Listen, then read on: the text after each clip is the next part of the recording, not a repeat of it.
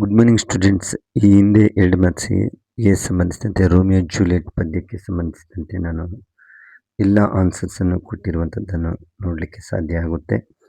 ನಮ್ಮ P U department ಕೊಟ್ಟಿರುವಂತಹ blue print ಪ್ರಕಾರ 2 ಮಾರ್ಕ್ಸ್ಗೆ ಆಯ್ಕೆ ಮಾಡುವಂತಹ 2ನೇ ಯೂನಿಟ್ ಯಾವುದಪ್ಪ ಅಂತಂದರೆ ಆನ್ ಚಿಲ್ಡ್ರನ್ ಪೊಯಮ್ ಆಗಿರುವಂಥದ್ದನ್ನು ನೋಡ್ತೀವಿ.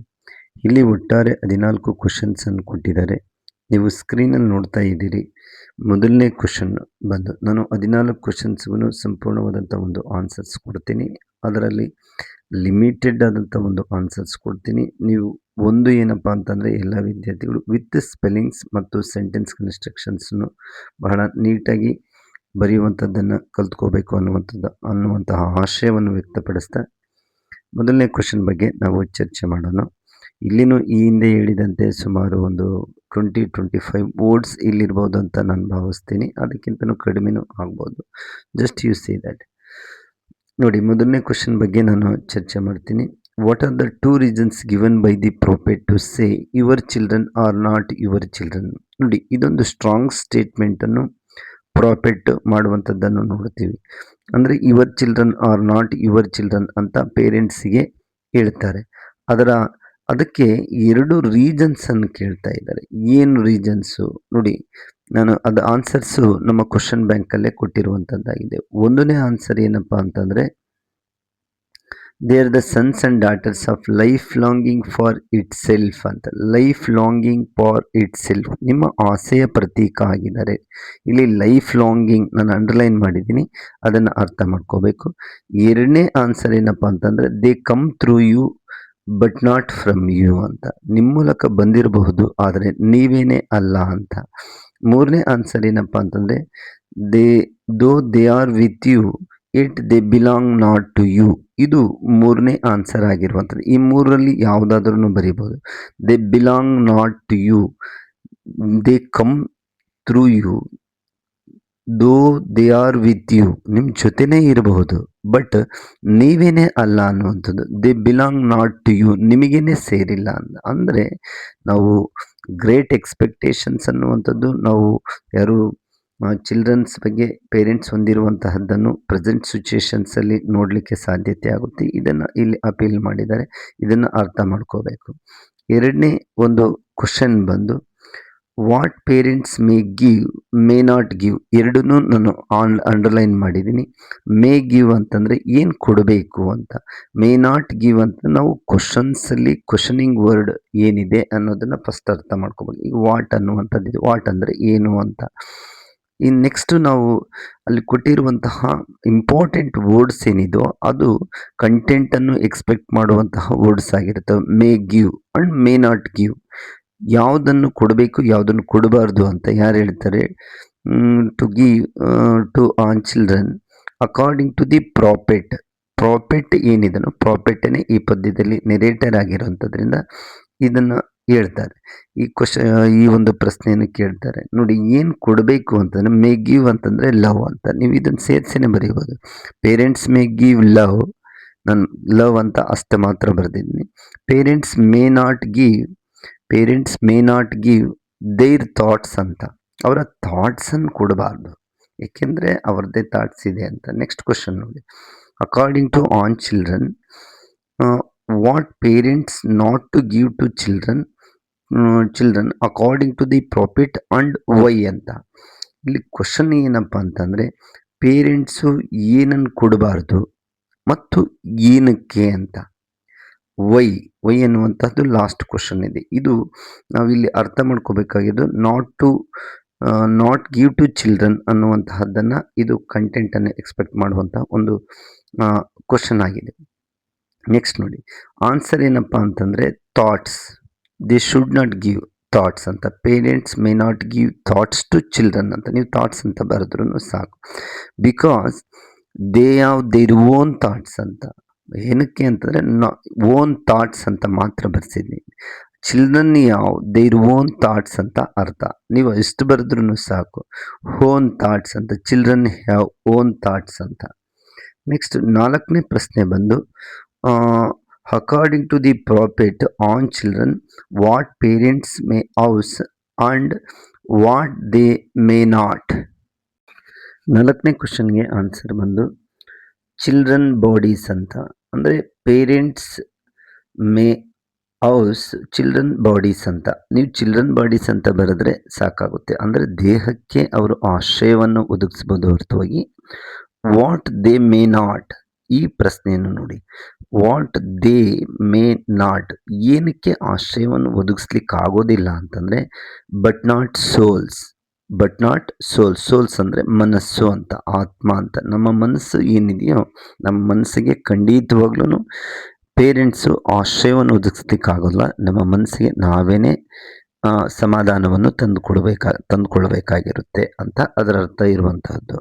ಓಕೆ ವಿದ್ಯಾರ್ಥಿಗಳೇ, ನೀವು ಈ ಆನ್ಸರ್ಸ್ ಏನಿದೆಯೋ ನಾನು ಅಲ್ಲಿ ಬರೆದಿರುವಂತಹದ್ದಾಗಿದೆ. ಸ್ಕ್ರೀನಲ್ಲಿ ನೀವು ನೋಡ್ತಾ ಇದ್ದೀರಿ, ರೆಡ್ಡಿಂಗ್ ಪೆನ್ನಲ್ಲಿ ಬರೆದಿರುವಂಥದ್ದಾಗಿದೆ. ಅದೇ ರೀತಿಯಲ್ಲಿ ಪ್ರತಿ ಪೇಜಸ್ಗೂ ಸಹ ಹೈಲೈಟರಲ್ಲಿ ಮೇಲ್ಗಡೆ ಹೆಡ್ಲೈನ್ಸಲ್ಲಿ ಬರುವಂತಹದ್ದನ್ನು ನೀವು ನೆಕ್ಸ್ಟ್ ನೋಡಲಿಕ್ಕೆ ಸಾಧ್ಯತೆ ಆಗುತ್ತೆ.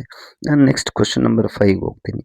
ಹೂ ಆರ್ ದ ಆ್ಯರೋಸ್ ಅಂತ. ಹೂ ಅನ್ನುವಂತಹ ಕ್ವಶನ್ ಇದೆ. ನೀವು ಕ್ವಶನಿಂಗ್ ವರ್ಡಲ್ಲೇ ಯಾವತ್ತೂ ಆನ್ಸರನ್ನು ತಗೋಬೇಕಾಗಿರುತ್ತೆ. ಆನ್ಸರ್ ಅಲ್ಲೇ ನಮಗೆ ಗೊತ್ತಾಗೋದು.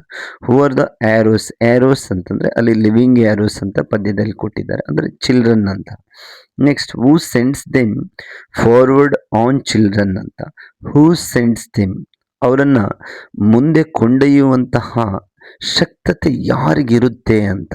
ಹೂ ಸೆಂಡ್ಸ್ ದೆಮ್ ಅಂದರೆ ದ ಗಾಡ್, ದ ಆರ್ಚರ್. ನೀವು ಸ್ಕ್ರೀನಲ್ಲಿ ನೋಡ್ತಾ ಇದ್ದೀರಿ, ದ ಗಾಡ್, ಆರ್ಚರ್ ಎರಡೂ ಒಂದೇ. ಆರ್ಚರ್ ಅಂತಂದರೆ ಗಾಡ್ ಅಂತಾನೆ. ಆ ಒಂದು ಇಮೇಜನ್ನು, ಹೋಲಿಕೆಯನ್ನು ಇಲ್ಲಿ ತಂದಿರುವಂಥದ್ದನ್ನು ನೋಡ್ತೀವಿ. ಇದು ಆನ್ಸರ್. ಅಂದರೆ 5ನೇ ಕ್ವಶನ್ಸ್ಗೆ arrows the children, the God, the archer, ಇವೆರಡರಲ್ಲಿ ಇವೆರಡು ಆನ್ಸರ್ಸನ್ನು ಬರೀಬೇಕಾಗಿತ್ತು. ಕ್ವಶನ್ ನಂಬರ್ 6 ನೋಡೋಣ. What do bows and arrows refer in the poem. ನಾವು ಆನ್ ಚಿಲ್ಡ್ರನ್ ಪದ್ಯದಲ್ಲಿ 3 ಇಮೇಜಸ್ ಅನ್ನು ನೋಡ್ತೀವಿ. ಒಂದು ಆ್ಯರೋಸ್ ಅನ್ನುವಂಥದ್ದು, ಬೌಸ್ ಅನ್ನುವಂಥದ್ದು, ದ ಆರ್ಚರ್ ಅನ್ನುವಂಥದ್ದು. ನಾವು ಕ್ವಶನ್ ನಂಬರ್ 6ಗೆ ಈ ಒಂದು ಉತ್ತರವನ್ನು ಹೇಳುವಂಥದ್ದಾದರೆ ಬೌಸ್ ಅಂತಂದರೆ ಪೇರೆಂಟ್ ಅಂತ. ಈ ಬೌ ಅನ್ನುವಂತಹ ಪದ ನಾವು Japan and Brazil through A travellers ಅಲ್ಲಿನೂ ನೋಡ್ತೀವಿ. ಅಲ್ಲಿ ಬೌಸ್ ಅಂತಂದರೆ it is A Japanese culture, ಅದು ಬೇರೆ.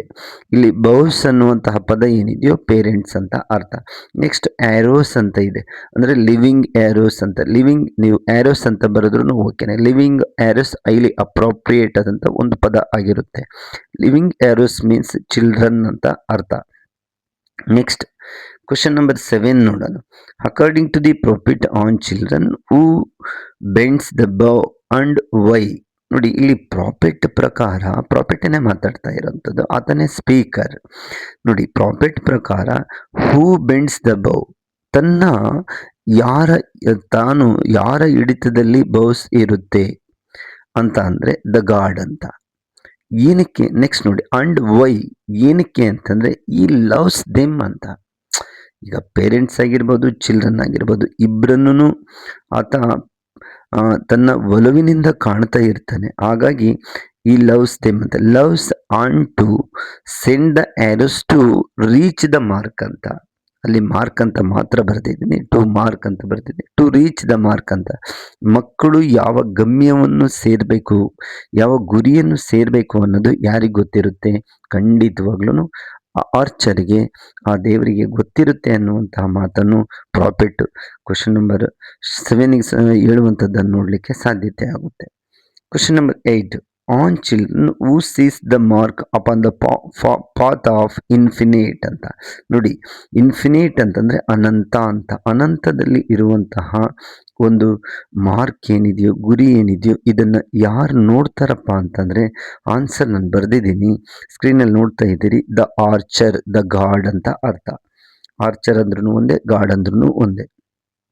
Next, why does he sends the bow with his might. Might ಅಂತಂದರೆ ಶಕ್ತತೆ ಅಂತ. ವೈ ಅಂತಂದರೆ ಏನಕ್ಕೆ ಅಂತ.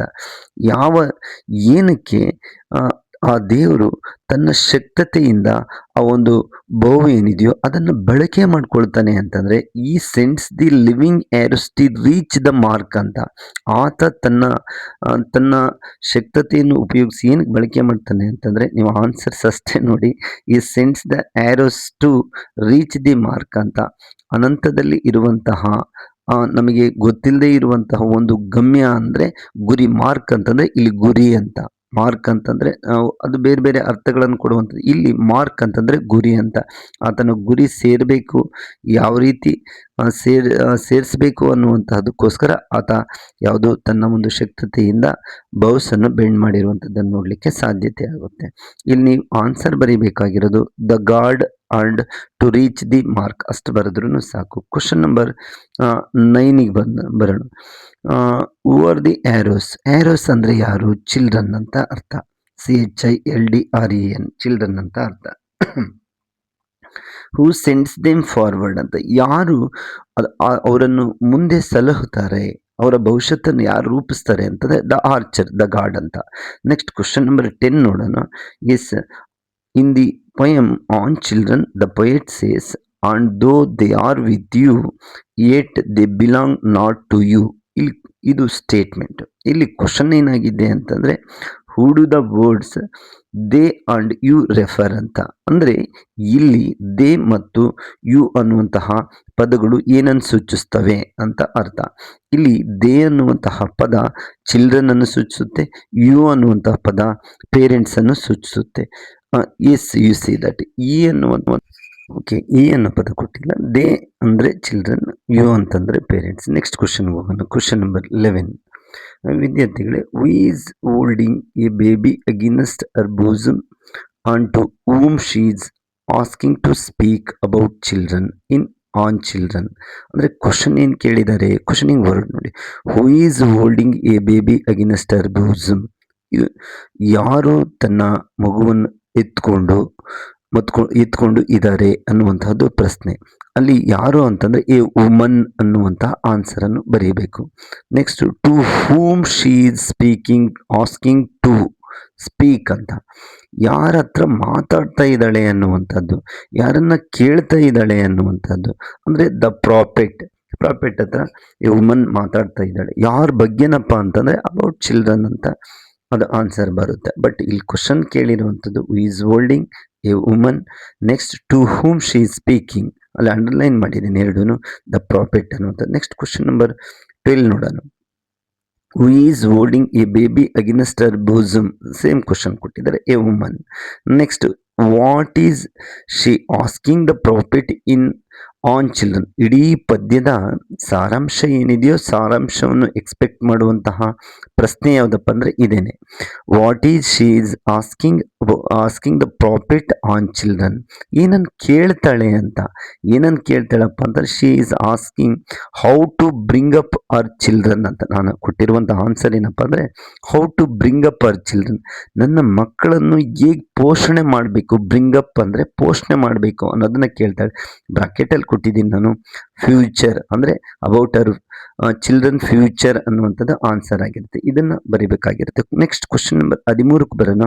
According to the prophet, according to the speaker of on children, what type of arrow and bow does the God love ಅಂತ. ಎಂತಹ ಒಂದು ಬೌಸನ್ನು ಮತ್ತು ಎಂತಹ ಒಂದು ಆ್ಯರೋಸನ್ನು ದೇವರು ತನ್ನ ಒಲವಿನಿಂದ ಕಾಣ್ತಾನೆ ಅನ್ನುವಂತಹದ್ದನ್ನು ಅಂತ ಪ್ರಶ್ನೆ ಇದೆ ನೋಡಿ.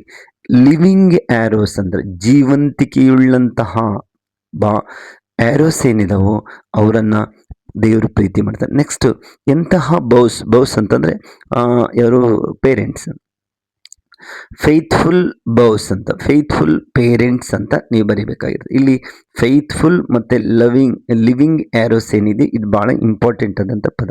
ನೆಕ್ಸ್ಟ್ ಕ್ವಶನ್ ನಂಬರ್ 14 ಏನಿದೆಯೋ ನೋಡೋಣ. What does the archer sees the mark, where does the archer sees the mark ಅಂತ. ಮಾರ್ಕ್ ಅಂತಂದ್ರೆ ನಾನು ಈಗಾಗಲೇ ಹೇಳಿದ್ದೀನಿ ಗುರಿ ಅಂತ. ಎಲ್ಲಿರುವಂತಹ ಗುರಿಯನ್ನು ದೇವರು, ಆರ್ಚರ್ ಅಂತಂದರೆ ಗಾಡ್ ನೋಡ್ತಾನೆ. ಇನ್ಫಿನೇಟ್, INFINITE ಇನ್ಫಿನೇಟ್ ಅಂತಂದರೆ ಅನಂತದಲ್ಲಿರುವಂತಹದ್ದು ಅಂತ ಆನ್ಸರ್. ಹೂಮ್ ಡಸ್ ಈ ಬೆಂಡ್ ವಿತ್, ಯಾರನ್ನ ತಾನು ಬಳಕೆ ಮಾಡಿಕೊಂಡು, ಬೆಂಡ್ ವಿತ್ ಅಂತಂದರೆ ಯಾರನ್ನ ಬಳಕೆ ಮಾಡಿಕೊಂಡು ಆತ ಆ ಒಂದು ಗುರಿಯನ್ನು ನೋಡ್ತಾನೆ ಅಂತ ಕ್ವಶನ್ ಕೊಟ್ಟಿದ್ದಾರೆ. ದ ಬೌಸ್ ಅನ್ನುವಂಥದ್ದು ಆನ್ಸರ್ ಆಗಿದೆ. ಈ ರೀತಿಯಲ್ಲಿ ವಿದ್ಯಾರ್ಥಿಗಳೇ ಎಲ್ಲ ಪ್ರಶ್ನೆಗಳಿಗೂ ಸಹ ಕ್ವಶನ್ ನಂಬರ್ 1 to 14 ಎಲ್ಲ ಪ್ರಶ್ನೆಗಳಿಗೂ ಆನ್ಸರ್ಸನ್ನು ಕೊಟ್ಟಾಗಿದೆ.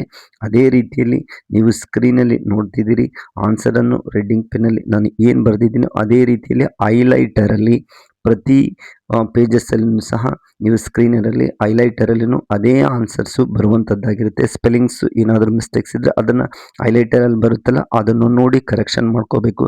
ವಿಡಿಯೋವನ್ನು ಫಸ್ಟಿಂದ ಕೊನೆವರೆಗೂ ನೀಟಾಗಿ ರಿಪೀಟೆಡಾಗಿ ನೋಡಿದಂಥ ಸಂದರ್ಭದಲ್ಲಿ ಖಂಡಿತವಾಗ್ಲೂ ಆನ್ಸರ್ಸ್ ಬರುವಂಥದ್ದಾಗಿರುತ್ತೆ. ನಿಮಗೇನಾದರೂ ಕ್ವಷನ್ಸ್ ಇದ್ದರೆ ಖಂಡಿತವಾಗ್ಲೂ ನನಗೆ ಕೇಳಿ ನಿಮಗೆ ಆನ್ಸರ್ಸನ್ನು ಹೇಳುವಂಥದ್ದಾಗಿರುತ್ತೆ. ನೀವು ಡ್ರಾಪ್ ಬಾಕ್ಸಲ್ಲಾದರೂ ಆಗಿರ್ಬೋದು, ನನಗೆ ಫೋನ್ ಮಾಡಿ ಕೇಳುವಂಥದ್ದಾದ್ರೂ ಆಗಿರ್ಬೋದು, ಖಂಡಿತವಾಗ್ಲೂ ಕ್ಲಾರಿಫಿಕೇಷನ್ಸ್ ಕೊಡ್ತೀನಿ. ಈ ಒಂದು ಪಾಠದಿಂದ ಖಂಡಿತವಾಗ್ಲೂ ಒಂದು ಕ್ವಷನ್ 100% ಕೇಳ್ತಾರೆ. 2 ಮಾರ್ಕ್ಸು ನೀವು ಆನ್ಸರ್ಸ್ ಏನು ಕೊಟ್ಟಿದ್ದೀನೋ ಅದರಲ್ಲೇ ಖಂಡಿತವಾಗ್ಲೂ ಆನ್ಸರ್ಸನ್ನು ತೊಗೊಳ್ಲಿಕ್ಕೆ ಸಾಧ್ಯತೆ ಆಗುತ್ತೆ. ನೀವು ಇದನ್ನು ಉಪಯೋಗ ಮಾಡ್ಕೋಬೇಕು ಅಂತ ಹೇಳ್ತಾ, ನೀವು ಖಂಡಿತವಾಗ್ಲೂ 2 ಮಾರ್ಕ್ಸ್ ಈ ಪಾಠದಲ್ಲಿ ನೀವು ತೊಗೊಳ್ತೀರಿ ಅಂತ ಭಾವಿಸ್ತಾ, ನೀವು ಇದೇ ರೀತಿಯಲ್ಲಿ ನಾನು ವಾಟರ್ ಪದ್ಯ ಏನಿದೆಯೋ ಅದನ್ನು ನೆಕ್ಸ್ಟ್ ವೀಟಿನಲ್ಲಿ ಮಾಡುವಂಥದ್ದಾಗಿರುತ್ತೆ. ಅದೇ ರೀತಿಯಲ್ಲಿ 1 ಮಾರ್ಕ್ ಕ್ವಷನ್ಸ್ ಆಗಿರ್ಬೋದು, ಉಳಿದಂಥ ಎಲ್ಲ ಗ್ರಾಮರ್ ಮತ್ತು ಯಾವುದು 1 ಮಾರ್ಕ್ ಆ್ಯಂಡ್ 2 ಮಾರ್ಕ್ ಕ್ವಷನ್ಸ್ ಏನಿದೆಯೋ ಅದೆಲ್ಲದರ ಬಗ್ಗೆ ಎಕ್ಸ್ಪ್ಲನೇಷನ್ ಕೊಡೋದು ಆಗಿರುತ್ತೆ. ಈ ಒಂದು ವಿಡಿಯೋನ ನೋಡಿದ್ದಕ್ಕೆ ಎಲ್ಲರಿಗೂ ಧನ್ಯವಾದಗಳು ವಿದ್ಯಾರ್ಥಿಗಳೇ.